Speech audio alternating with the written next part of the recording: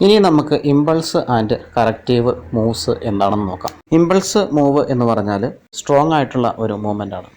ഈ മൂവ്മെൻറ്റ് വളരെ ഷാർപ്പായിരിക്കും.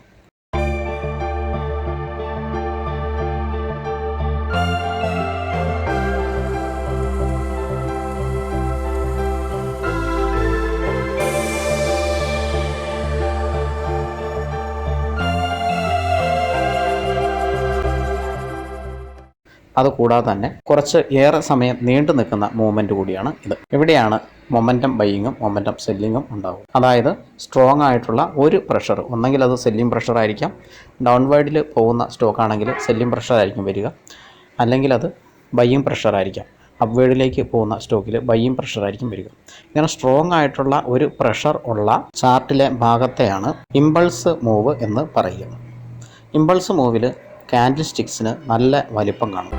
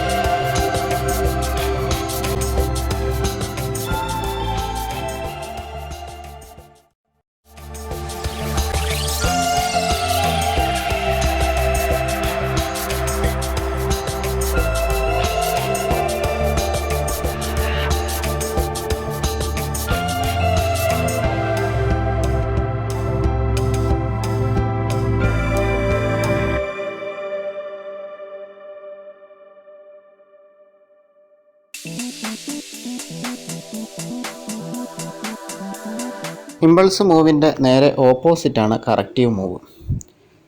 അതായത് ഒരു കറക്ഷൻ സംഭവിക്കുന്ന സമയം.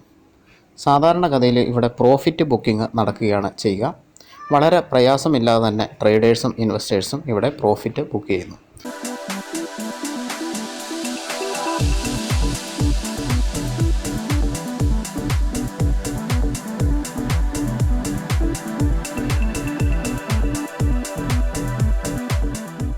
അതായത് ഷെയർ പ്രൈസ് കാര്യമായിട്ട് താഴേക്ക് പോകുന്നു. ഇമ്പൾസ് മൂവിൽ നിലവിലുള്ള ട്രെൻഡ് ഏതാണോ അതിൻ്റെ ഓപ്പോസിറ്റ് ട്രെൻഡായിരിക്കും കറക്റ്റീവ് മൂവിലുണ്ടാവുക. എന്നിരുന്നാലും ക്യാൻഡിൽ സ്റ്റിക്സിന് താരതമ്യേന വലിപ്പം കുറവായിരിക്കും.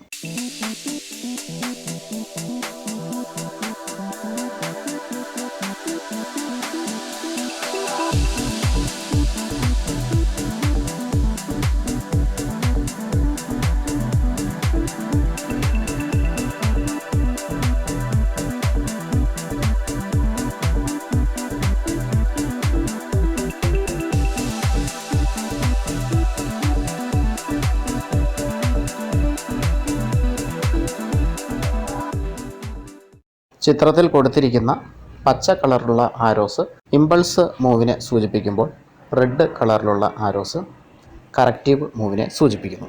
ഇവിടെ രണ്ടിടത്തും ട്രേഡ് എടുക്കാൻ പറ്റും. ഇമ്പൾസ് മൂവിൽ ബ്രേക്ക് ഔട്ടിനാണ് ട്രേഡ് എടുക്കുക, കറക്റ്റീവ് മൂവിൽ പുൾ ബാക്കിനാണ് ട്രേഡ് എടുക്കുക.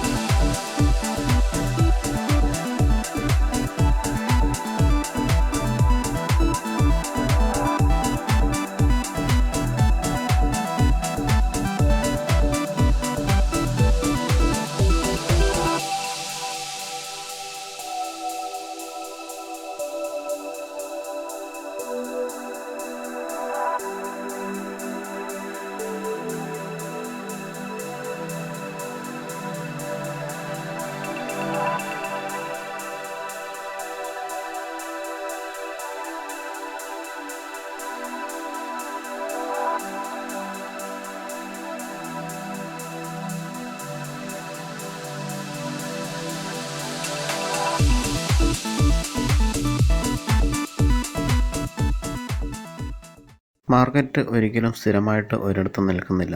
മാർക്കറ്റ് ട്രെൻഡ് മാർക്കറ്റിൽ നിന്ന് റേഞ്ച് മാർക്കറ്റിലേക്കും റേഞ്ച് മാർക്കറ്റിൽ നിന്ന് ട്രെൻഡ് മാർക്കറ്റിലേക്കും മാറിക്കൊണ്ടിരിക്കും. മാർക്കറ്റിന് 4 സ്റ്റേജാണുള്ളത്. ഒന്നാമത്തേത് അക്കുമുലേഷൻ സ്റ്റേജ്, രണ്ടാമത്തേത് അഡ്വാൻസിങ് സ്റ്റേജ്, മൂന്നാമത്തേത് ഡിസ്ട്രിബ്യൂഷൻ സ്റ്റേജ്, നാലാമത്തേത് ഡിക്ലൈനിങ് സ്റ്റേജ്. ആദ്യത്തെ സ്റ്റേജായ അക്കുമുലേഷൻ സ്റ്റേജ് എന്താണെന്ന് നോക്കാം. ഷെയർ പ്രൈസിൽ അല്ലെങ്കിൽ മാർക്കറ്റിൽ ഒരു വലിയ ഇടിവുണ്ടായി കഴിഞ്ഞിട്ട് കാണപ്പെടുന്ന സ്റ്റേജാണ് അക്കുമുലേഷൻ സ്റ്റേജ്. ഇതാണ് മാർക്കറ്റിൻ്റെ കൺസോളിഡേഷൻ പീരീഡ്. ഇനി നമുക്ക് അക്കുമുലേഷൻ സ്റ്റേജിലുള്ള പ്രത്യേകതകൾ നോക്കാം. സാധാരണയായിട്ട് ഷെയർ പ്രൈസ് 6 മാസമോ അതിൽ കൂടുതലോ ഇടിഞ്ഞു കഴിഞ്ഞിട്ടാണ് അക്കുമുലേഷൻ സ്റ്റേജ് അപ്പിയർ ആകുക. അക്കുമുലേഷൻ സ്റ്റേജ് ഒരു ഡൗൺ ട്രെൻഡിൻ്റെ അവസാനമാണ് അപ്പിയർ ആകുക. ഈ സ്റ്റേജ് മാസങ്ങളോളം, ഒരു പക്ഷേ 1-2 വർഷങ്ങളോളം നീണ്ടു നിന്നേക്കും. ഈ സ്റ്റേജിൽ 200 ഡേ മൂവിംഗ് ആവറേജ് ഫ്ലാറ്റ് ആയിരിക്കും. പ്രൈസ് 200 ഡേ മൂവിംഗ് ആവറേജിന് മുകളിലേക്ക് വരാൻ ശ്രമിച്ചുകൊണ്ടിരിക്കും. ചിലപ്പോഴൊക്കെ മുകളിലേക്ക് വന്നേക്കാം. സാധാരണയായിട്ട് നമ്മളെല്ലാവരും എൻട്രി എടുക്കുന്നത് ഒരു ഷെയറിൻ്റെ പ്രൈസ് ഇടിഞ്ഞു കഴിഞ്ഞ് അത് താഴേക്ക് പോയിക്കൊണ്ടിരിക്കുമ്പോഴാണ്, അതായത് ഡൗൺ ട്രെൻഡിലാണ്. അതുകൊണ്ടാണ് നമ്മളൊരു ഷെയർ മേടിച്ചു കഴിഞ്ഞിട്ട് ഷെയറിൻ്റെ പ്രൈസ് പിന്നെയും താഴേക്ക് പോകുന്നത്. തീർച്ചയായിട്ടും അക്കുമുലേഷൻ സ്റ്റേജ് കഴിഞ്ഞ് പ്രൈസ് മുകളിലേക്ക് പോകുമ്പോൾ, അതായത് 200 ഡേ മൂവിംഗ് ആവറേജ് ബ്രേക്ക് ചെയ്ത് മുകളിലേക്ക് പോകുമ്പോൾ, ആ സമയത്ത് 200 ഡേ മൂവിംഗ് ആവറേജ് മുകളിലേക്ക് പോയിന്റ് ചെയ്തിരിക്കും. ഇതിന് ശേഷമാണ് ഒരു ഷെയറിൽ എൻട്രി എടുക്കേണ്ടത്. തീർച്ചയായിട്ടും ഡൗൺ ട്രെൻഡ് കഴിഞ്ഞാൽ ഒരു അപ് ട്രെൻഡ് ഉണ്ടാവും. ഈ അപ് ട്രെൻഡ് സൂചിപ്പിക്കുന്നത് ഇവിടെയാണ്.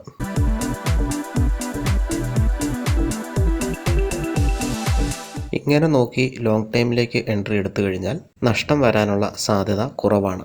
മറ്റൊരു സംശയം നമുക്കുണ്ടാവുക, ഏത് ടൈം പീരീഡാണ് ചാർട്ടിൽ യൂസ് ചെയ്യേണ്ടതെന്നാണ്. തീർച്ചയായിട്ടും 1 month time frame, 1 week time frame, 1 day time frame, ഇതെല്ലാം നോക്കേണ്ടതുണ്ട്. അതായത് ഒരു സ്റ്റോക്ക് അക്കുമുലേഷൻ സ്റ്റേജ് കഴിഞ്ഞ് മുകളിലേക്ക് പോകുമ്പോഴും മന്ത്ലി സപ്പോർട്ട് ആൻഡ് റെസിസ്റ്റൻറ്റ് മനസ്സിലാക്കിയിരിക്കണം, വീക്ക്ലി സപ്പോർട്ട് ആൻഡ് റെസിസ്റ്റൻസും മനസ്സിലാക്കിയിരിക്കണം.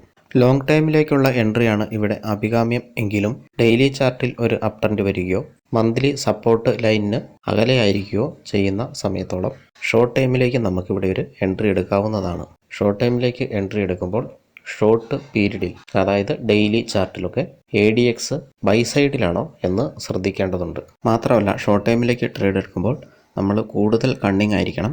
അതായത് ഡെയിലി ചാർട്ടും 1 അവർ ചാർട്ടും തീർച്ചയായിട്ടും നോട്ട് ചെയ്തിരിക്കണം. ഈ ചാർട്ടിലും ബൈ സൈഡിലും വന്നാൽ മാത്രമേ ഷോർട്ട് ടൈമിലേക്ക് ബൈ എടുക്കാവുള്ളൂ. ലോങ് ടൈമിലേക്കാണെങ്കിൽ അത്രയൊന്നും കെയർ ചെയ്യേണ്ട കാര്യമില്ല. SIP രീതിയിൽ ഇൻവെസ്റ്റ്മെൻറ്റ് ചെയ്യാനായിട്ട് അക്കുമുലേഷൻ ടൈം കഴിഞ്ഞ് സ്റ്റോക്ക് മുകളിലേക്ക് പോകുന്ന സമയത്ത് 200 ഡേ മൂവിംഗ് ആവറേജ് മുകളിലേക്ക് പോയിൻ്റ് ഔട്ട് ചെയ്യുന്ന സമയത്ത് SIP രീതിയിലുള്ള ഇൻവെസ്റ്റ്മെൻറ്റ് ആരംഭിക്കാവുന്നതാണ്. പിന്നീട് സ്റ്റോക്ക് 200 ഡേ മൂവിംഗ് ആവറേജിൽ സപ്പോർട്ട് എടുത്ത് അല്ലെങ്കിൽ അതിനടുത്ത് സപ്പോർട്ട് എടുത്ത് 200 ഡേ മൂവിംഗ് ആവറേജ് ബ്രേക്ക് ചെയ്യാതെ തന്നെ SIPയുടെ രണ്ടാമത്തെ ഇൻവെസ്റ്റ്മെൻറ്റ് അല്ലെങ്കിൽ ഒരു ലംസം ഇൻവെസ്റ്റ്മെൻറ്റ് പിന്നീട് ചെയ്യാവുന്നതാണ്. അതായത് സ്റ്റോക്ക് ചെറിയൊരു കറക്ഷനോട് കൂടി വരികയും 200 ഡേ മൂവിംഗ് ആവറേജ് താഴേക്ക് ബ്രേക്ക് ചെയ്യാതിരിക്കുകയും അതിനടുത്ത് എവിടെയെങ്കിലും സപ്പോർട്ട് എടുത്ത് വീണ്ടും മുകളിലേക്ക് കയറിപ്പോവുകയും ചെയ്യുന്ന കണ്ടാൽ രണ്ടാമത്തെ ഇൻവെസ്റ്റ്മെൻറ്റോ അല്ലെങ്കിൽ ലംസമായിട്ടോ ഈ ഷെയറിൽ ഇൻവെസ്റ്റ് ചെയ്യാവുന്നതാണ്. എപ്പോഴും ഓർക്കുക, ഈ സമയത്തൊക്കെ ഷെയർ പ്രൈസ് 200 ഡേ മൂവിംഗ് ആവറേജിന് മുകളിലായിരിക്കണം. ഓക്കെ ഫ്രണ്ട്സ്, പ്രൈസ് ആക്ഷൻ ട്രേഡിങ്ങിൻ്റെ രണ്ടാമത്തെ വീഡിയോയാണ് നിങ്ങളിപ്പോൾ കണ്ടത്. ഒന്നാമത്തെ വീഡിയോയുടെ ലിങ്ക് ഡിസ്ക്രിപ്ഷനിൽ ഇട്ടേക്കാം. ഈ സീരീസിലെ മൂന്നാമത്തെ വീഡിയോ അടുത്ത ആഴ്ച അപ്ലോഡ് ചെയ്യുന്നതായിരിക്കും. ഇന്ത്യയിലെ ലീഡിംഗ് ഡിസ്കൗണ്ട് ബ്രോക്കിംഗ് ഫേമിൽ ഡിമാറ്റ് അക്കൗണ്ട് എടുക്കാൻ താല്പര്യമുള്ളവർക്ക് ലിങ്ക് ഡിസ്ക്രിപ്ഷനിൽ കൊടുത്തിട്ടുണ്ട്. മാത്രമല്ല ആ ബ്രോക്കേഴ്സ് തമ്മിലുള്ള കമ്പാരിസൺ ചെയ്ത വീഡിയോയും താഴെ ഡിസ്ക്രിപ്ഷനിൽ കൊടുത്തിട്ടുണ്ട്. മാക്സിമം ഷെയറൊക്കെ ചെയ്ത് സഹായിക്കണേ. നെക്സ്റ്റ് വീഡിയോയിൽ വീണ്ടും കാണുന്നവരെ ഗുഡ് ബൈ.